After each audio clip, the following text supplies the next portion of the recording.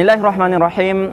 Assalamualaikum warahmatullahi wabarakatuh. Teman-teman, kembali lagi bersama kami di channel Pemuda Garis Lurus. Di channel ini kita akan terus bercerita, mengambil inspirasi-inspirasi dari Al-Quran, Sunnah, kemudian dari teman-teman kita semua. Ikuti terus channel kami. Jangan lupa tekan tombol subscribe, nyalakan loncengnya, like and comment, serta share ke teman-teman kita.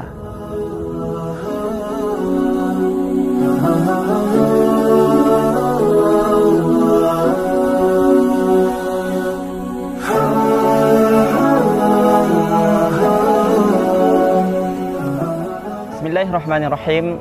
Assalamualaikum warahmatullahi wabarakatuh. Teman-teman, kembali lagi bersama kami Pemuda Garis Lurus. Insya Allah pada kali ini kita akan bersama Ustadz Nelson, Masya Allah, ya, dari Palembang, Ustadz ya? Alhamdulillah, Palembang ya. kita. Baik Ustadz, mungkin awalnya bisa perkenalkan diri dulu sama teman-teman. Insya Allah mungkin sapa teman-teman di channel kita nih, Pemuda Garis Lurus. Bisa. Sekalian perkenalan gitu kan. Ya. Bismillah. Assalamualaikum warahmatullahi wabarakatuh. Waalaikumsalam warahmatullahi wabarakatuh. Assalatu wassalamu ala rasulillah amma ba'd. Perkenalkan, hukum Muhammad Nelson Thomas. Allah, ya. Ini nama yang mungkin orang mengira ini kita berstatus orang Eropa atau orang Barat gitu ya. Tapi alhamdulillah ala kulli hal, ini nama ada panggilan Islamnya juga. Ya. Jadi ketika masuk pondok, jadi mudir saya hadiahkan nama Muhammad Hasan. Ya. Dengan alasan karena saya punya kembar juga. Jadi biar kompak dan klop, jadi ada namanya Muhammad Hasan dan satu namanya Muhammad Hussein. Hussein, Masya Allah. Dua-duanya pondok? Pondok, alhamdulillah. Jadi untuk ketertarikan ke Sudan, awalnya itu kita mau ke Sudan. Saya menawarkan kembaran saya, ternyata tidak open untuk Sudan katanya. Ini tuh. Iya, tapi mungkin antum punya saudara berapa, Ustaz? Oh ya, alhamdulillah. Kalau kita anak ketiga dari 7 bersaudara. 7. Iya, 7 bersaudara dan 1 cewek. Semuanya 6 lagi, Masya Allah. Orang tua masih hidup? Alhamdulillah masih hidup dan lengkap. Masya Allah. Daerah di kan Palembang itu luas, Ustaz. Daerah posisinya tepatnya di mana, Ustaz? Untuk asal Palembang untuk provinsi ya. Kemudian untuk kabupaten, saya di Kabupaten Musi Banyuasin, Kecamatan Babatoman, Gurucet lagi, desa namanya Desa Bangunsari. Oh, masih di daerah desa ya. Masya Allah. Baik. Masih anak desa, Ustaz. Masya Allah. Jadi tapi anak desa sekarang di kuliah di Universitas Internasional Afrika. Keren ya. Ya, doa orang tua, doa para asatidz di pondok juga. Ya, teman-teman juga bisa saling mendukung ya. Ya, alhamdulillah. Ya Ustaz, mungkin antum berawal dari sekolah, dari SD, gimana ceritanya Ustaz? Bismillah. Kalau SD, ya alhamdulillah di desa saya itu, Desa Bangunsari punya SD unggul. Jadi satu-satunya SD dan unggul ya. Jadinya unggul. Jadi nama SD-nya SD 1 Bangunsari. SD 1 Bangunsari. Iya, SD. Kemudian untuk lanjut sekolah menengah, masuk ke pondok pesantren, itu di Mahat Qodratullah, Ponpes Qodratullah, dan itu letaknya 10 menit kalau jalan nggak macet ya dari ibu kota Palembang. Kalau dari rumah? Kalau dari rumah lumayan ya, berjarak itu 3 jam. 3 jam. Tapi ada unik nih cerita ketika memilih untuk sekolah ya. Ketika selesai dari SD, kemudian orang tua berpikiran kayaknya harus dipondokkan gitu kan. Bukan kemauan sendiri ya? Bukan. Karena namanya juga anak-anak mungkin anak. Dan faktor lingkungan sih sebenarnya. Orang tua itu cenderung ketika melihat lingkungannya kurang positif, akhirnya menawarkan untuk kitanya gimana kalau dipondokkan gitu. Masuk pondok ya. Sama sih peristiwanya kalau ke Sudan, saya juga yang mau, begitu juga ke pondok, saya juga yang mau, kembaran saya nggak mau. Saya ingin bujuk kembaran saya untuk masuk pondok. Oh, berarti kebalikan, karena mungkin orang tua nggak mau terlalu jauh sama antum ya. Bahkan tapi saya lebih untuk permintaan saya itu bukan hanya di Palembang, saya mintanya ke Pulau Jawa, tapi orang tua nggak mau gitu kan, terlalu jauh katanya. Itu untuk MTS ya. MTS berapa tahun itu? Alhamdulillah normal seperti biasa ya, 3 tahun. Ya, kemudian Alia juga, Alia tetap di sama Mahat yang saudara kembaran tadi. Sama Masya kembaran. Allah. Tapi unik juga nih ketika langsung masuk asrama? Iya, alhamdulillah. Udah biasa ya? Udah biasa. Tapi ya momen-momen awal masuk pastinya sakit ya kan, rindu keluarga itu pasti. Kangen sama ayah ya. sama ibu, Masya Allah. Awal-awal masuk juga sih ya sakit gitu kan, kemarin saya sakit, kitanya rindu mulu gitu sama keluarga, nggak biasa kan pisah. Nggak kepengin pulang awal. Tapi unik ya ketika kita udah masuk pondok, untuk memang awal bulan 1, bulan 2 itu kita ngerasa pengen pulang, tapi udah masuk 3-4 bulan itu bahkan ditawar pun kita berdua nggak mau balik. Nggak mau balik ya, Masya Allah. Gitu. Luar biasa teman-teman. Terus lanjut SMA-nya Aliyah alhamdulillah lanjut di pondok situ juga. Ya satu pondok juga satu dengan pondok, MTS ya di Mahat Qadratullah juga. Jadi pondok kita letaknya antara Palembang dan Banyuasin, jalan lintas Sumatera, Jambi, Bengkulu dan sebagainya. Jadi kalau mungkin Ustadz Muhrim mau jalan-jalan ziarah gitu ke pondok kita, atau sekali lewat mau ke Jambi ada dakwah, mampir di pondok kita. Ya, kita mudah-mudahan bisa keliling Indonesia nih, pemuda garis lurus. Amin, insyaallah. Jadi di pondok tamat tahun berapa itu? Jadi saya taman MTS itu 2010 ya. Kemudian tamat juga Alia 2015-16. Ya kalau mau dilihat berkelananya lumayan lah. Jadi untuk sampai ke Sudan pun unik gitu kan. Ya, Masya Allah. Baik Ustadz Nelson, Masya Allah tadi ceritanya Masya Allah ya. Dari desa kemudian masuk pondok selama 6 tahun, kemudian tertarik ke pondok. Nah kita ingin bertanya nih, kita ingin tahu cerita antum dari Palembang bisa sampai ke Sudan, gimana ceritanya Ustadz? Ya, benar. Karena semua orang mungkin punya pengalaman ya. Berbeda ya. Kan? Ini bisa menjadi inspirasi juga buat teman-teman di kampung. Tapi mungkin semangatnya boleh lah. Kan? Bismillah. Jadi kalau cerita awal gimana bisa dengar Sudan terlebih dahulu ya. Yang mungkin kita itu ya di Indonesia itu lebih ma'ruf Misri gitu kan, Saudi, Maroko dan sebagainya. Bahkan Sudan itu mungkin deretan terakhir lah gitu kan, ibaratnya ya kan. Tapi belum pernah sama sekali dengar Sudan. Oh di mana sih Sudan gitu kan? Tiba-tiba ada alumni Sudan menawarkan ada beasiswa di Sudan. Masya Allah. Ya kan?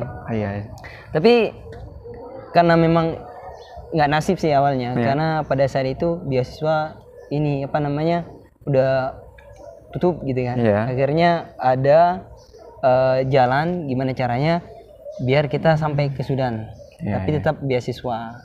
Jadi ada tawaran Madlugo terlebih dahulu. Tapi kita pengen tahu dulu Ustadz, pas antum nyampe Sudan tuh gimana kesannya? Benar. Jadi pertama ya sebelumnya kita berekspektasinya kayak di Mesir gitu kan, atau di Sumut ya, karena melihat bahwa tujuan kita negara Timur Tengah gitu. Tapi keren ya nama Timur Tengah. Apalagi kita dipromosikan kuliahnya luar negeri kan, Timur Tengah. Tapi ala kuliah hal sih, memang awal sampai itu kaget pastinya gitu kan. Apa yang membuat antum kaget? Kita sampai di Sudan itu di bulan September. Dan memang lagi panas-panasnya itu. Itu puncak ya? Iya. Jadi ketika pesawatnya landing itu pintu kebuka, kita langsung kayak apa sih ibaratnya kayak di depan api kompor. Kayak tiba-tiba langsung merah mukanya, nggak biasa panas kan. Jadi kalau panas kira-kira berapa derajat itu ya? Iya, kalau dihitung-hitung sih mungkin udah hampir 50 lah pada saat itu. Masya Allah, teman-teman luar biasa ya. Iya, di 2015, 2016 memang relatif masih kondisi musimnya masih stabil gitu kan. Kalau ngarah sekarang ini nggak terlalu panas, kemudian nggak terlalu dingin, tiba-tiba. Ya, lanjut kemudian masuk kuliah tadi Jazirah gimana Ustaz? Ya, jadi riwayat untuk kuliah tadi ya pertama kita dari awal keberangkatan memang khusus bahasa ya kan, ambil bahasa Lughah, bahasa Arabia itu di Mahat Jabro. Jadi di Mahat Jabro kita belajar 1 tahun, ya kan, belajar. Kemudian terus gimana kesannya tuh? Enak. Jadi dulu kita pribadi ya. Iya. Walaupun memang ketika di Mahat pun Bahasa Arab kismu lugha gitu kan Kismu ibaratnya lugha. kita kan. Insyaallah. Jadi di Sudan itu uniknya kenapa? Kalau kita salah, kita nggak dijudge nih, tapi kita diajari. Diajari. Iya. Ya. Saya sering ngobrol sama orang Sudan. Enaknya gitu. Nah. Yang saya temuin pribadinya orang Sudan itu karakternya ibaratnya selalu kalau kita itu keliru atau salah dalam penempatan dibenarkan sama mereka. Masya Allah. Jadi unik Ji. Jadi kita datang awalnya hanya tahu sedikit ya Iya. kan. Nama juga dibantu belajar kemudian Iya. lingkungan. Jadi saya juga lebih kalau bahasa sih lebih ke praktek dan lebih ke lingkungan. Orang-orang Sudan ini enaknya mendukung kita ya kalau ketika berbahasa. Jadi Masya Allah. ibaratnya itu Iya. orangnya sangat membantu untuk pelajaran Masya bahasa. Allah. Terus habis dari Jabro masuk Jadi habis Jabro ya kan kita mau daftar lagi nih UA di International University of Africa. Pada saat itu yang keterima hanya teman saya. antum nggak keterima? Kelas lewat lagi, waduh apa sih ini momennya gitu kan. Tapi pada saat itu jangan sampai kita tetap nganggur gitu kan. Iya. Karena memang tuntutan sih harus ada iqomah di sini gitu kan. Iya. Jadi saya akhirnya ada dulu namanya penyedia beasiswa dan itu di Jabro. Kalau nggak salah sih saya lupa namanya, tapi seingat saya namanya lembaganya Wafidin ya. Wafidin. Wafidin ya. Dan itu dari situ saya juga ajuin berkas keterima dan dapatnya di salah satunya ya kampus Jami'ul Quran wa Tahsidul Ulum di Madani. Jazirah. Antum jadi ketika nggak keterima di International Afrika awalnya ya. Kemudian masuk ke Jami'ul Quran. Jami'ul Quran. Masya Allah. Berapa lama di sana? Di sana bertahan sempat 1 tahun juga untuk mata pembelajaran 1 tahun, tapi ketika tahun berapa? Tahun udah semester 1 kan, kemudian mau semester 2, IUA mulai buka tuh. Momennya kan untuk beasiswa. Jadi ketika pembukaan International University of Africa untuk beasiswa, saya ajuin lagi tuh. Gitu. Itu berarti antum masuk ke UIA-nya? Itu tahun keberapa? Nah, tahun kedua ya, tahun ketiga berarti di Sudan. 2017. 2017, Masya Allah. Berarti sekarang udah berapa tahun antum di Sudan? Di Sudan 6 lah. 6 tahun. Iya, 6 lah. Nggak pernah pulang, Ustaz? Ya, karena kalau saya itu isinya kalau nggak selesai nggak pulang. Masya Allah. Luar biasa nih teman-teman. Jadi mungkin teman-teman beliau di kampung, Insyaallah, saudara, keluarga, udah 6 tahun kangen ya. Iya, pasti dong kalau kan keluarga. Ya kan? Masya Allah. Tuh sering tuh kalau lagi ngabarin keluarga, nelpon nanya kabar ibu gitu kan. Nggak pulang. Gimana nang, boleh pulang nggak? Gitu kan katanya. Mau pulang nggak? Ada nanggung gitu kan. Iya. Apalagi sekarang kita ada di ujung juga gitu kan. Iya, Insya Allah. Antum sekarang berarti di kuliah di tahun keberapa sekarang? Saya di tahun 4 ya. Tahun 4, kuliah jurusan syariah. Syariah. Ya, kita ambil juga syariah. Insya Allah teman-teman, inilah cerita Ustadz Nelson yang Masya Allah ya dari daerah Palembang. Dari mana tadi Ustadz? Dari Desa Bangunsari. Desa Bangunsari, Masya Allah. Babatoman. Kecamatan? Babatoman.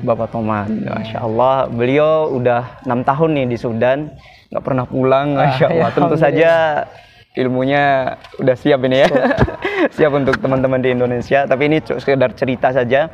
Insya Allah nanti kita akan terus bercerita sama beliau. Terakhir mungkin Ustadz, kita ingin antum menyampaikan pesan-pesan nih karena antum udah 6 tahun ya. Masya untuk teman-teman di daerah, semua teman-teman yang menyaksikan video kita, pesan antum agar untuk para pemuda ini agar tetap bersemangat menempuh bagaimana tetap survive ya, karena memang pemuda ini harapan umat, harapan bangsa, harapan orang tua. Jadi memang inilah harapan kita. Mungkin gimana motivasi buat teman-teman Ustaz? Fadhol.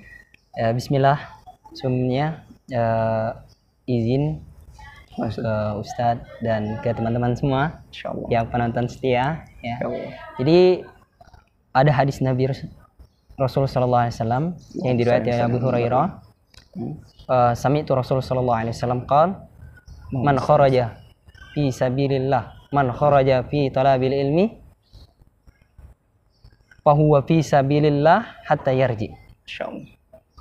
Dan di sini mungkin yang membuat kita termotivasi karena kata Nabi untuk menyampaikan itu butuh ilmu gitu kan. Kata Nabi umat itu kita ini umat yang mendakwahkan.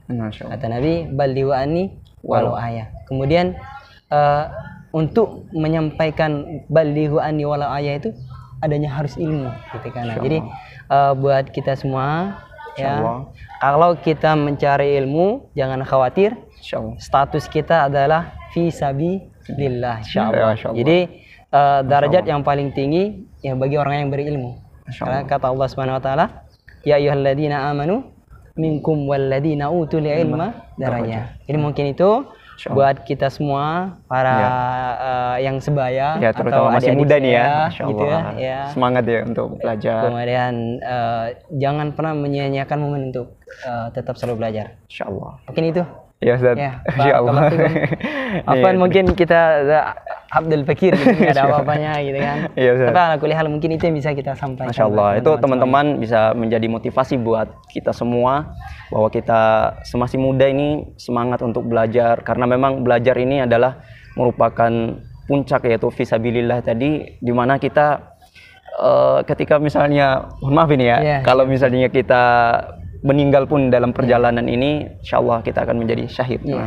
Baik, mungkin terakhir Ustadz Nelson mungkin bisa menyapa teman-teman, isinya mungkin keluarga juga di daerah, udah 6 tahun nih, udah nggak pulang, sekaligus memberikan pesan, mungkin bisa dengan bahasa Palembang juga, atau lupa dengan bahasa Palembang. Ya juga, insya Allah. Bismillah. Ya, jadi izin juga Ustaz mau menyampaikan satu hadis lagi. Kata diriwayatkan oleh Abu Hurairah yang bunyinya, idza mata ibnu adam in qata'a li kulli amalihi illa talata. Ya, jadi kalau anak Adam itu wafat atau meninggal, semuanya terputus amal ibadahnya kecuali 3, yaitu shadaqatun jariyah, yaitu amalan yang sedekah jariyah, kemudian al-ilmu yang tafi'u bihi, ilmu yang bermanfaat baginya, kemudian waladun soleh yud'a lahu, jadi anaknya yang soleh kemudian mendoakan. Jadi